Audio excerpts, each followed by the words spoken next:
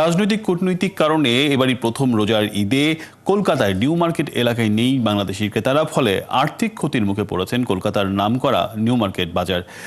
5ই আগস্টে শেখ হাসিনা সরকারের পতনের পর বাংলাদেশিদের ভিসা বন্ধ করে দেয় ভারত। জটিল চিকিৎসা ও পড়াশোনার ভিসা ছাড়া এখন পর্যটকরা ভিসা দেয়া চালু নাই। এই কারণে ভারতে যাওয়া কমে গেছে, ফলে বিপুল পরিমাণ বাংলাদেশি পর্যটক হারিয়েছে দেশটি। প্রতি বছর বহু বাংলাদেশি কলকাতায় যান ঈদের কেনাকাটা করতে।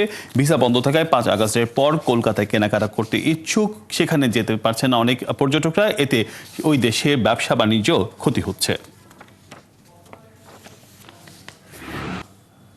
ব্যবসা তো আগে ছিল, আর যখন বাংলাদেশি আসতো, এখন আসছে না। পুরো ব্যবসা তো পুরো হোটেল পুরো বন্ধ আছে। এবার বাংলাদেশে একটু কমই আছে, যেন সবাই জানে পরিস্থিতি কি আছে।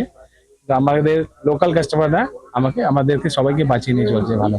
বাংলাদেশি আসবে তো এই এরিয়া হিট হবে, বাংলাদেশি নেই তো এরিয়া ফ্লপ। টোটালি বন্ধ। আমার এখানে প্রায় 20 জন কাজ করতো, এখানে সবার রোজগার চলে গেছে।